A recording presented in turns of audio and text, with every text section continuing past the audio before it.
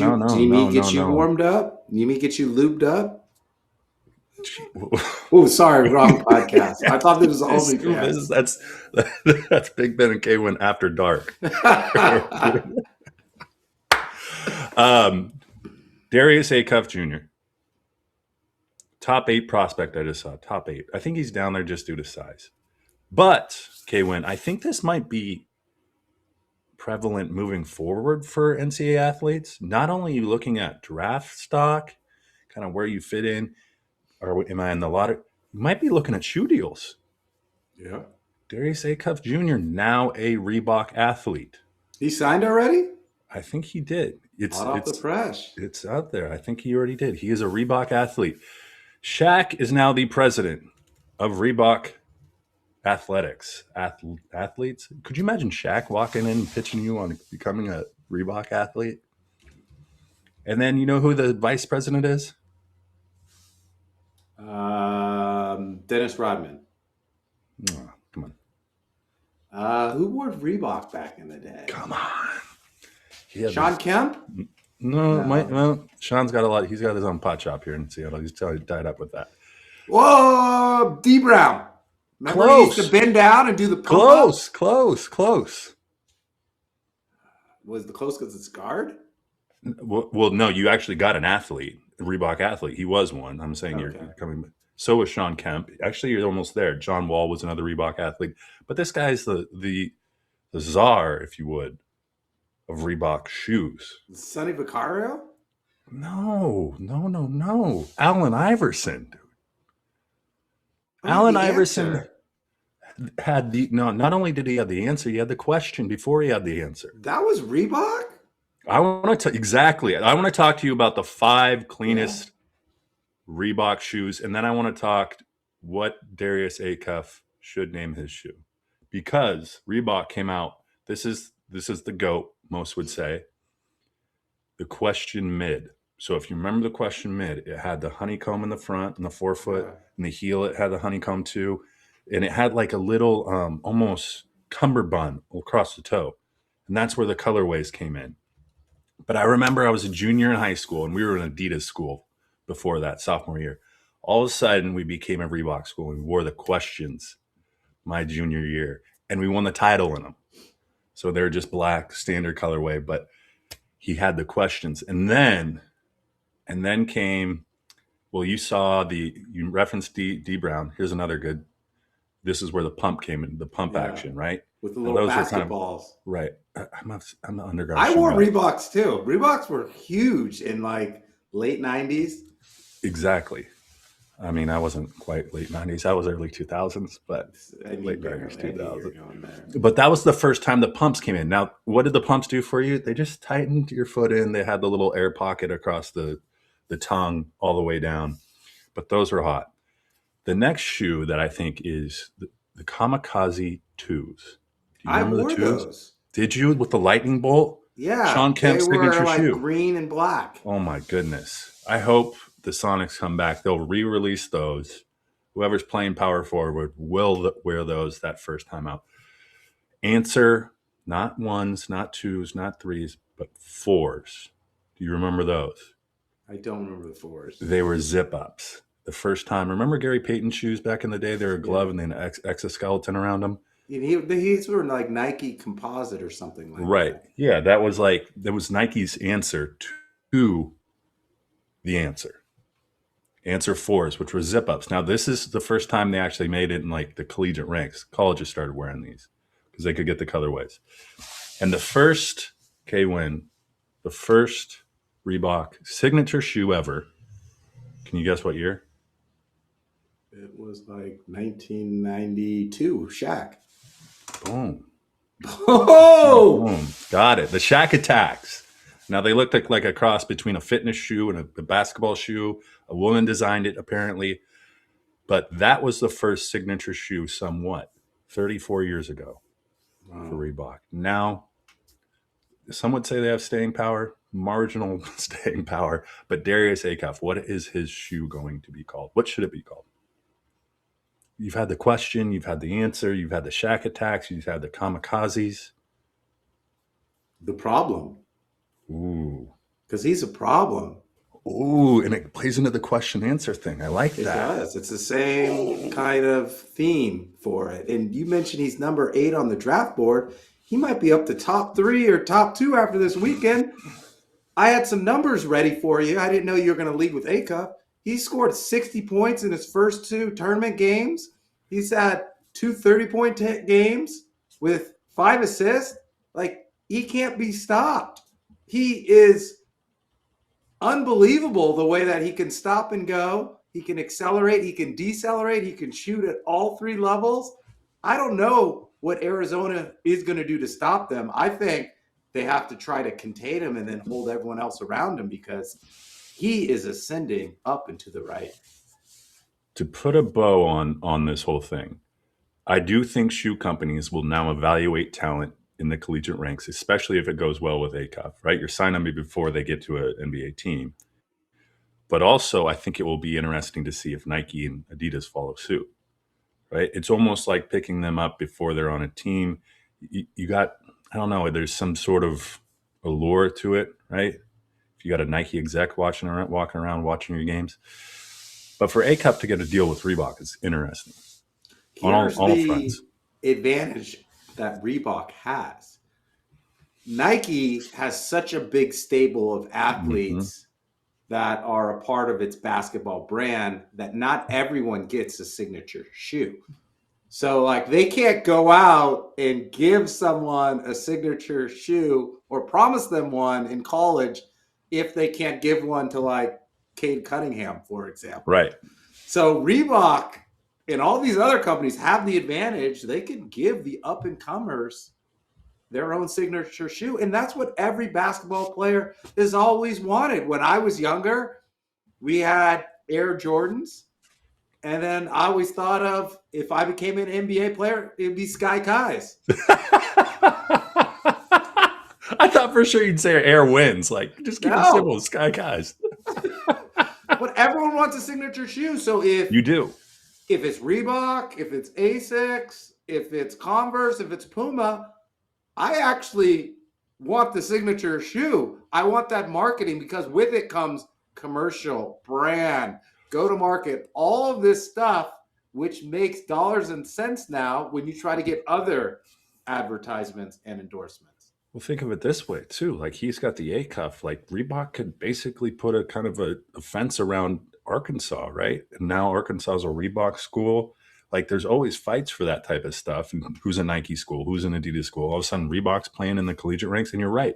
You can start paying these kids just to where you're. I mean, universities might, but you can pay them, their school, to wear your shoes.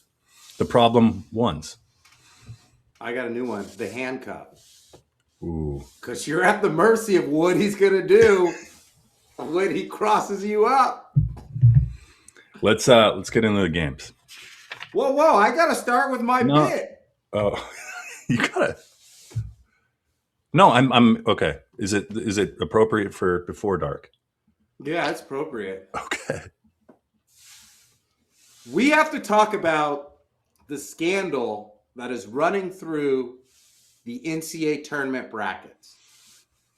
It is a serious problem because people out there are using performance enhancement agents to help them figure out how to win their tournament brackets. Ooh, okay. So if you remember the 90s, the steroid era in Major League Baseball, now we are in a position where people who aren't using have to use to take advantage of the creativity of how to win money in the NCAA brackets. Gone is Balco. Gone is the Mitchell report. Now it's AI. You look at Ted in IT, he just went 16 for 16 for the first round. You got Harry, a software engineer, can't even spell basketball. He's in the 1 percentile. And I have to admit, I did use AI this time around. Yeah. I did 5 brackets, Big Ben. Okay. The 4 that I did, the human brackets, I'm in the 33 percentile.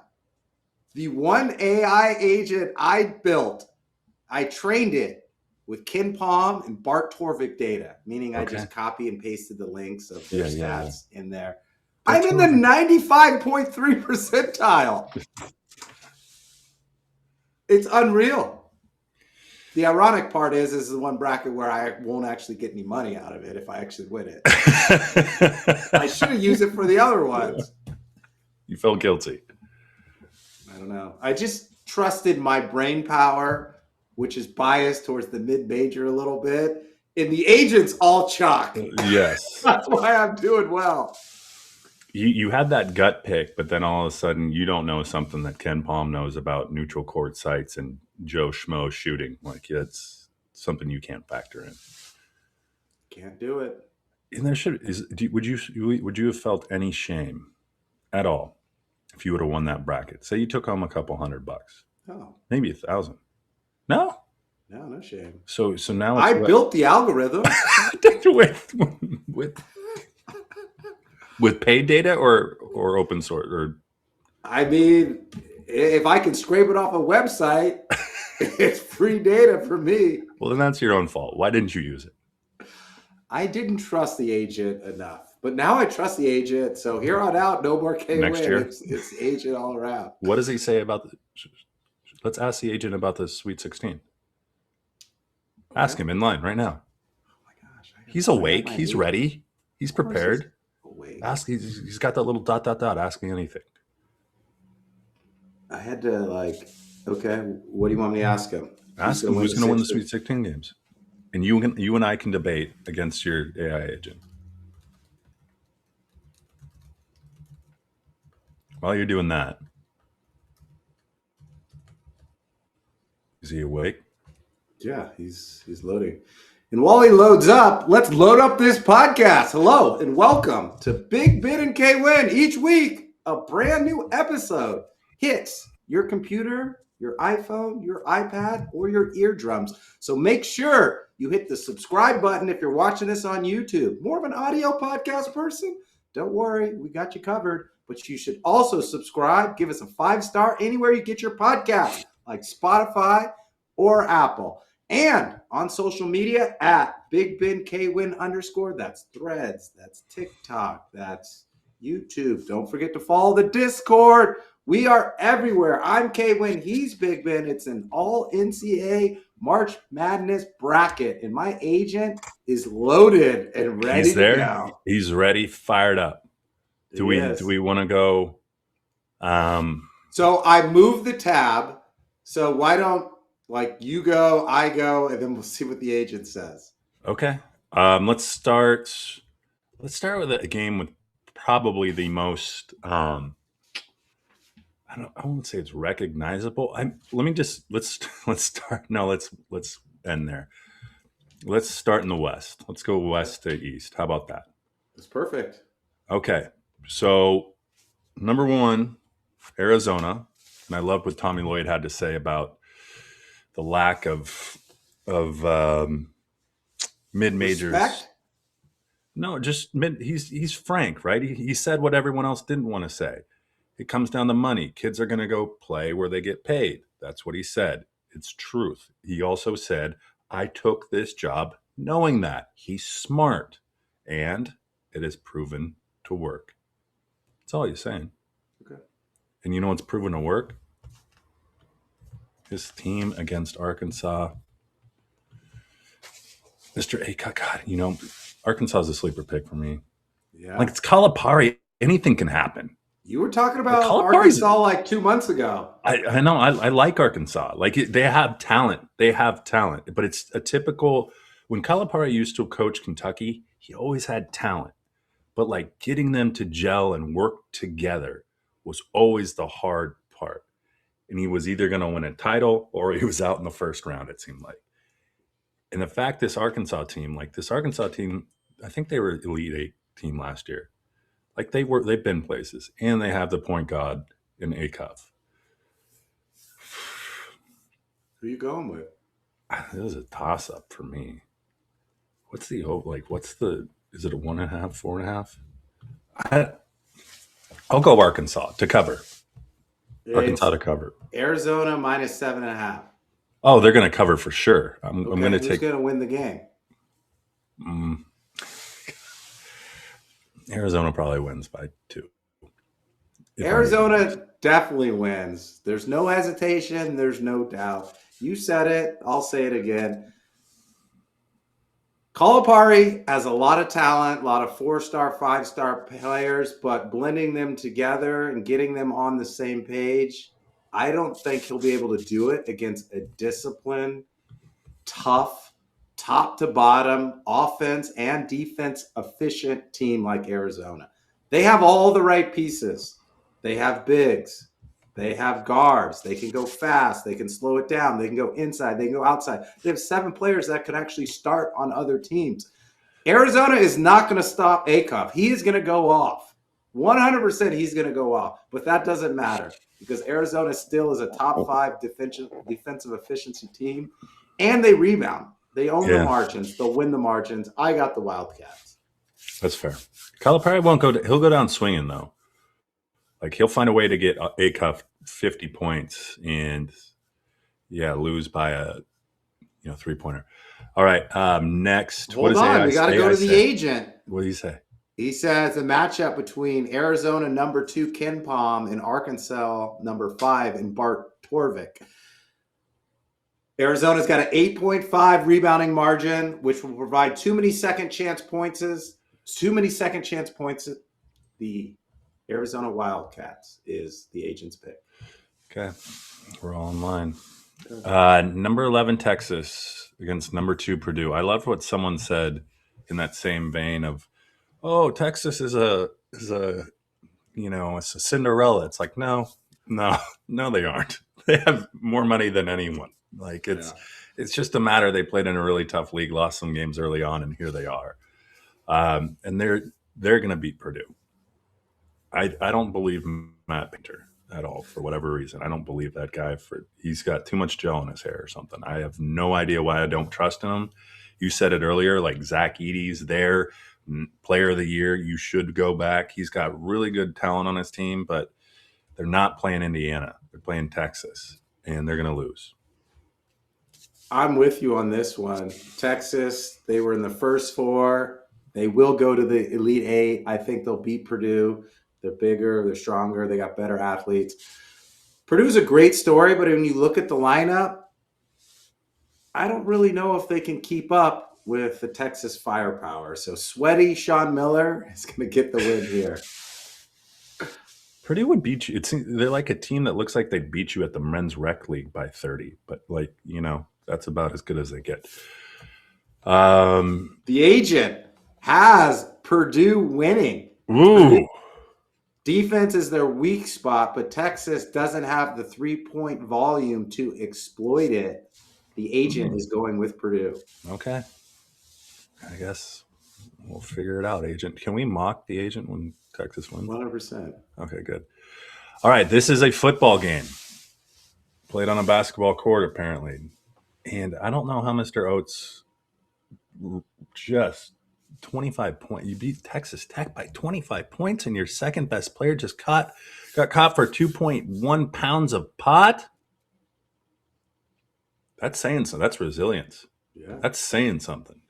But now you're against Michigan, top seed of top seeds. Michigan's going to win. Sorry, Mr. Oates. So Bama wants to run. They want this to be a track meet. But Nate Oates doesn't want this Michigan smoke. Is that too soon? Do you see how I did that? Aiden Holloway got busted for weed. Michigan and Arizona are the 2 best all-around teams in the tournament, and Michigan has those 3 big guys. I was going to say 3 twin towers, but they can't be twin towers if there's 3 of them. 3 really, really big guys, and they have guards, and they can shoot, and they can defend, and they don't care who scores, and they're so efficient. Michigan will win this game, and Bama is a basketball school. They're no longer a football school because they can't win in the college football playoff. Wait, you're saying Kalen DeBoer just took them to the bottom and Nate Oates has some supremacy on campus? I'm saying Nate Oates can get past the first round in a playoff with his guy. Like, With what? Well, no. If could you imagine in Alabama lore if Nate Oates takes this team to the Final Four? Yeah. Those guys talking about the pot. Oh man, it will go from 2.1 pounds to a trailer full of pot to he was he was in Narcos or something like that. But Bama's a basketball school. They've got the athletes. They've got the dogs. That's why they haven't missed a beat. But they will miss a beat. Most interesting, uninteresting game. Well, hold on. Are we going to go to the agent? Oh yeah, sorry, I forget about the agent. Yeah. Where am I? I got to scroll all the way to the top. Where is this? Oh, does agent even have this game? Oh, Michigan. Dumb. Okay. It says Michigan will force Bama into mid-range jumpers, which is against the Crimson Tide's DNA because they like to get to the hoop or shoot a three, like Mike D'Antoni, 6 seconds or less. Phoenix Suns. Speaking of a coach in the NBA, Mr. Hoiberg, coming back to. We got to stay in the Midwest and go Tennessee, Iowa State. My fault. I'll go first on this one. Iowa State, we still don't know if Joshua Jefferson is going to play. So that is to be determined. But I did see Tennessee play U of A last game, and Tennessee looked scared down the stretch. A couple mental mistakes, a couple turnovers. I don't think they're ready for the bright lights in the big game. And Iowa State's got a bunch of dogs. They got great guards. They play defense. They cause havoc. Kentucky turned the ball over, I think, 12 times in the first half. I don't know how many in the game, but Iowa State is going to come out. They're going to show out. They're going to turn them over, and they're going to win this game with or without Jefferson. It does not matter. I feel like once you've played Kentucky, you've played Tennessee. If that makes sense. They're very similar teams, very similar makeups, very similar athletes. Iowa State will win the game. And the agent, Iowa State's no middle defense is designed to kill the exact type of motion offense Tennessee runs. The Oracle, that's what the agent calls himself, picks Iowa State. Wow. He's humble. Yes. It's humble. Okay, then we're going south and then east. All right. Yes. Probably the most intriguing matchup, I think, to me at least, that isn't in the East is Illinois versus Houston. Kelvin Sampson's got to win a title, or else he's going to ride off into the sunset tomorrow. I think he's just done coaching, and he realizes that Houston isn't the it school that everyone thinks it can become. Illinois is rebounding. They've got they're talented, but the game is in Houston. The game is in Houston. It's like if Mr. Sampson can't get the team to the Final Four while playing some games in his backyard, I don't know. Everyone gets to sleep at home. They're comfortable. Oh my gosh. Can you imagine that? Not sleeping in a hotel? Yeah. How much better you sleep at home than a hotel? 1,000%. I guess it depends if you're talking about the dorms or not. That's true. Yeah. Apparently some kids are just buying houses with their name. Well, it's smart. I got Houston just due to that fact. So it's Illinois versus Houston. You got Keaton Wagler versus Kingston Flemings, 2 freshmen that are going to be one and done, probably drafted in the top 10. But you have Illinois in their offensive firepower versus Houston's defense. I'm going defense. I'm going for the home team. I'm going for Kelvin Sampson. I think this is his year. Good old Kelvin Sampson used to coach at WSU. He's been around a long time. They went to Oklahoma and got them on probation. All right, the Oracle, the AI agent, he says, he goes with Houston. He says, in Houston's home state, their blood sport style of rebounding and defensive pressure will force turnovers and wear down the Illinois guards. Fair. We're all in on Houston. Fair. Way to go, Oracle. All right, another football game. Iowa, the Cinderella, if you would, knocked off Florida. And Ben McCollum, apparently coached at Southwest Missouri State. I don't know if I had that right. Then went to Drake for a year. Drake won a game last year. Now he's in Iowa, and he's taken to the Sweet 16 against Mr. Hoiberg, who couldn't hack it with the Bulls. Now he's in Lincoln, where you've been before. And I'm going to pick. Go Big Red. Go Big Red. I'm I'm going to pick. I'm going to pick a fellow Ben. The story behind Mr. McCollum is wonderful, and to take a school like Iowa, who, I mean, you can't pay kids in corn, so they're not flush with NIL money, against Nebraska, who's the first time they've been in the tournament in gosh knows how long. I think I think Ben's got the momentum. He's got the mo. I'm going to take the momentum here. Number 9 seed goes. I disagree with you. I'm going Nebraska. I'm going Big Red. The mighty Hoibergs will win. Their team ball. They play together. They got their first ever NCAA win to start the tournament last weekend, and they will get their first ever trip to the Sweet 16. I've got Nebraska winning this. Nebraska shows up. This game could be on Mars. It's going to be loud. It's going to be red. It's going to be awesome. And the mighty Hoibergs will move on. Let's see who the Oracle has. He has Nebraska. He says, or it says, the historic run continues. Nebraska's ability to slow the game down will frustrate Iowa. That relies on a high possession track meet. Disagree with you, Mr. Oracle. Disagree. All right. And these might be the two best games left that you could feasibly put together. And I say that just on, I have something, if we can get to it, just around the coaching staffs. Yeah. You agree? I mean, you've got all these coaches should go in the Hall of Fame, right? I mean, Shire's early on, but yeah, no one's more fit for longevity than Shire is at a place like Duke where he used to play, and he's already getting the best recruits, and he's doing what he needs to do. I agree. Let's do UConn, Michigan State. Give me Sparty. Michigan State's big, and they got a better point guard. You know I love point guard. Jeremy Fears is a point guard. On the other end, I can't remember his name. UConn point guard's a little banged up. It doesn't matter. Can't keep Fears out of the paint. Can't stop Izzo from getting to the Elite Eight. I got Sparty Nation winning. They're too big. They're too strong. UConn is big, but they lack some athletic ability from their big. So I go with Michigan State, Izzo, and Jeremy Fears. Does everyone hate Dan Hurley? Is he becoming like the villain? Is he UConn the villain? fans love him. But that's about it. I feel like he's kind of waned. Him and Mick Cronin, someone called that like the dickhead bowl, I think is what they call it. Just because they bring it all on themselves. They do, and he's outspoken. And I think Izzo is too outspoken. He is, and Izzo toes the line, but he doesn't go over it. And he's had Michigan State to the Sweet 16 for 16 years, and that is, to me, is amazing. And this guys believe in him. They know how to play when the lights are brightest. And your guy Friars, I think Fears. He had like 16 assists, which is unheard of. That was like an NCAA tournament record. Yeah. 16 assists.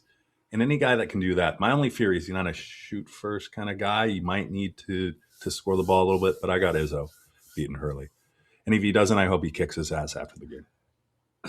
All right. This is a classic defensive slugfest, but the AI agent is going Michigan State, citing Tom Izzo's tournament experience gives a slight edge and will be decided by fewer than 5 points. Wow, we should take action on that. Yeah, we should. I mean, what's the name of the thing? The Oracle? The Oracle. All right.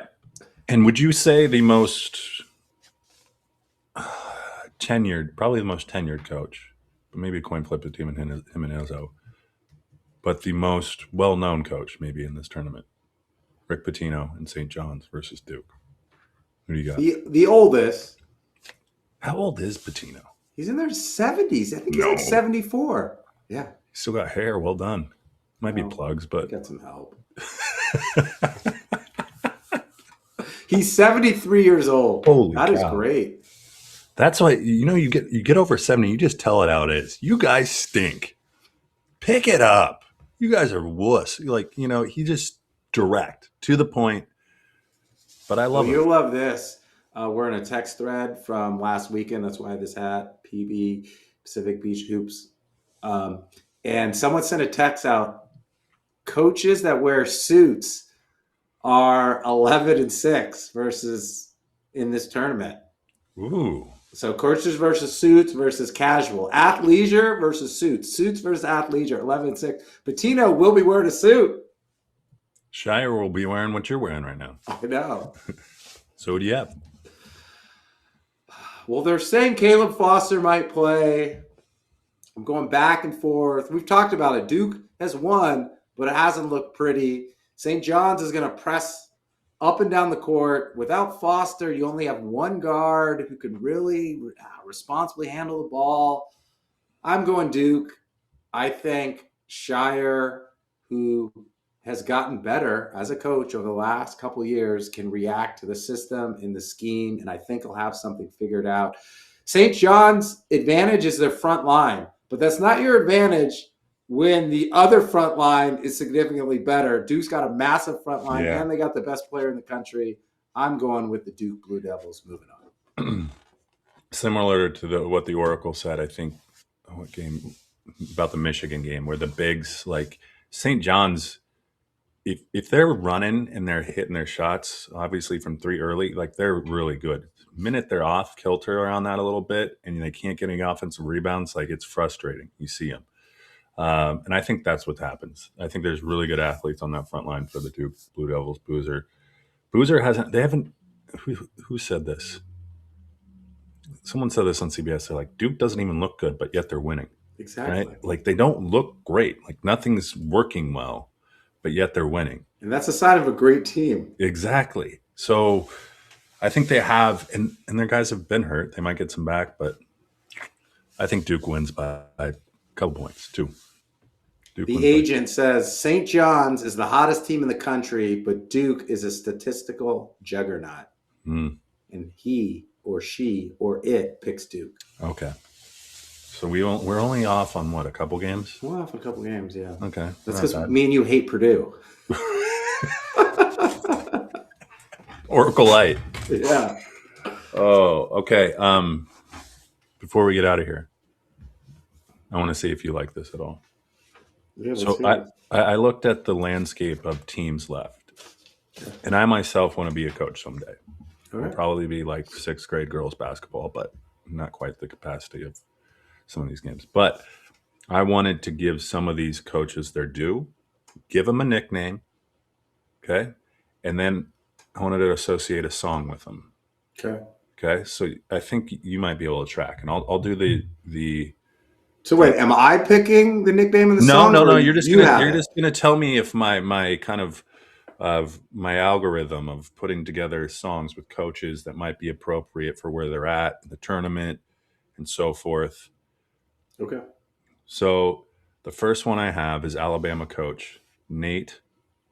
What do you think? Think of a band name. Hall & Oates. Hall & Oates, and what's their big?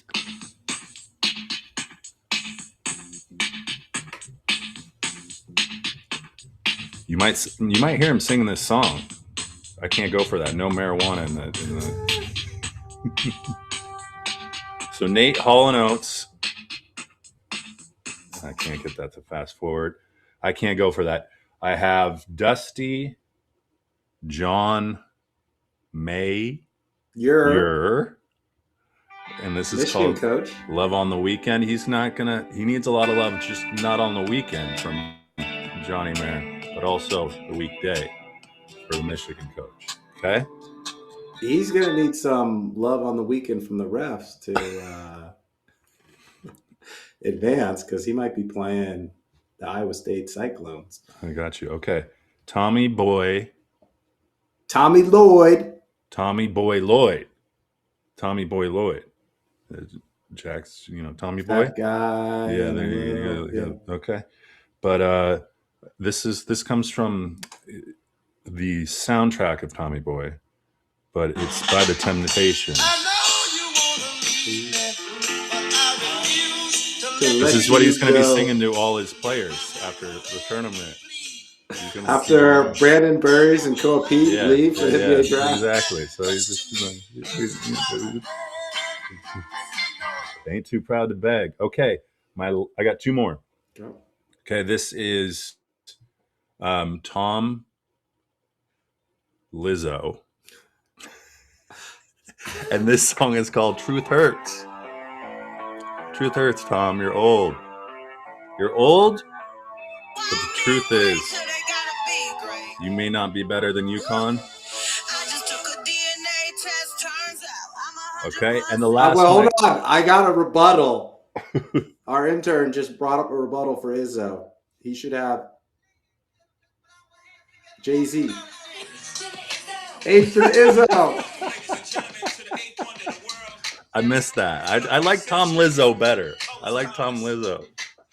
And the last one, Rick Boss. Yeah. Rick Boss, and this is the song. This is one of This is Rick Ross's.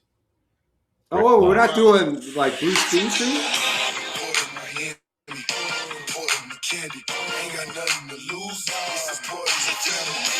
This is what he's going to be telling his team. Push it to the limit.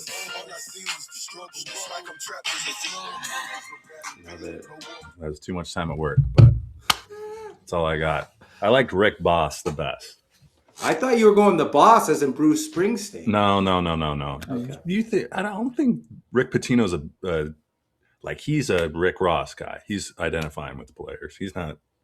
I don't think he's a Springsteen guy. Okay. I just want to give the coaches a shout out because there are some really good coaches, especially out east. That's what I like to see. Good coaches taking their team, good storylines around the coaches, and probably I would say half the country knows the coaches more than the teams, which is interesting to me. Yeah, it's going to continue like that with all the players moving around. I want to leave with this. I want to talk about the power conferences, how they stack up. We always say who's the best conference. Yes. So the Big Ten has 6 teams. The SEC has 4. Big 12 has 3. Big East has 2. ACC has 1. And the WCC has 0.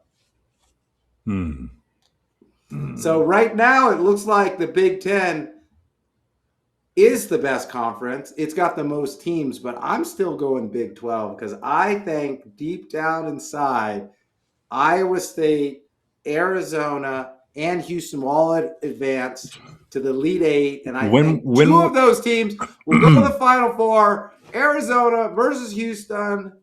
You know what? You should make this a thing. You should make this the K Winn Conference Champion. What conference won the NCAA title? K Winn Conference Champion. So when do you determine that, though? At the Final Four? Final Four. I think you get more points as you advance. Yeah. Okay. And so far, the Big Ten's leading. Yeah.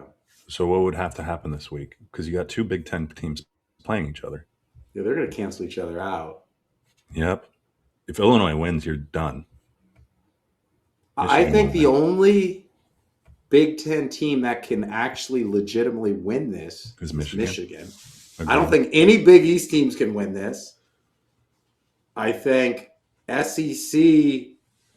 SEC teams can win this. It's going to be ACC, Big 12, or Big 10. And we've said it. It's either Duke, Arizona, or Michigan. We will see. But the Big Ten has not won a title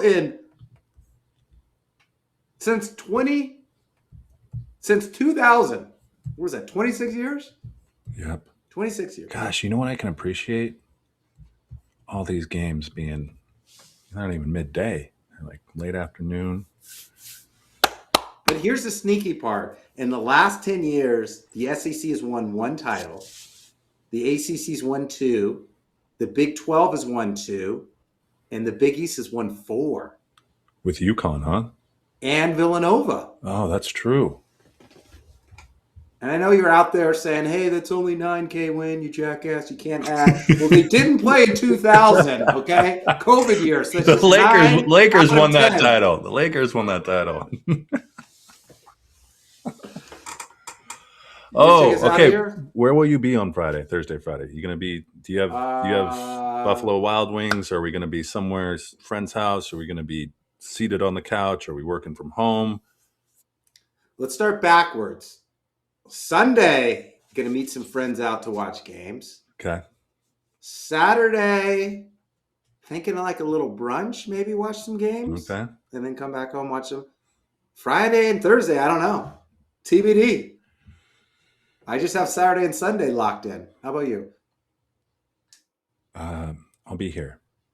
I'll be here with, the games on my phone and periodically watching them. Actually, you know what? What Yeah, shoes are you we'll going to be wearing? Your kamikazes? All right, full circle.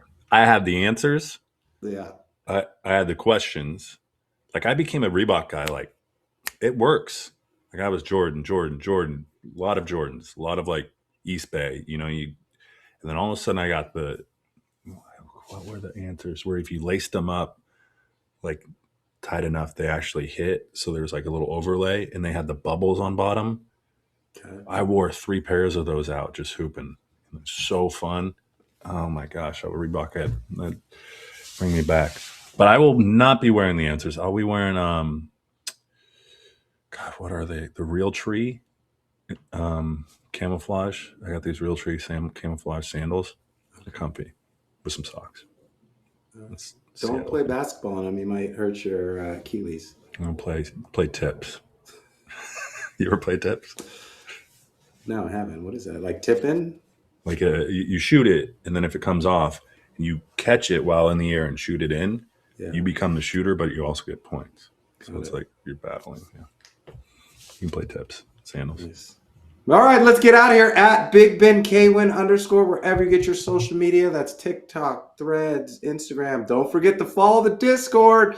And if you're watching this, if you're listening to this, you should subscribe to this. So make sure you hit that subscribe button if you're on YouTube or if you're listening on your favorite audio podcast like Spotify and iTunes. K Winn Big Ben breaking down college basketball with the help of my agent, a.k.a. the Bracket Oracle. So I had one more, and it was for Ben McCollum, and it's Ben Folds 5. And there is a song. Do you remember this song? It's called Brick. But you picked them to win. Let's let this take us out. This is the exit. This is the most depressing song I could find. Ben Folds 5. Okay, maybe the last one. Let's let this take us out. Brad Francis Underwood. Ooh, what's this from? What coach is this for? This is Brad Underwood. Oh, we're not doing Brick anymore? No, we already did Ben Folds. These are the last two that I didn't really like, but I'll just throw them out there. Yeah, I don't like them either. Your first 6 were fire. Good thing you cut these out. House of Cards, baby. Come on, Francis. Do some weird things. Win some games. Oh.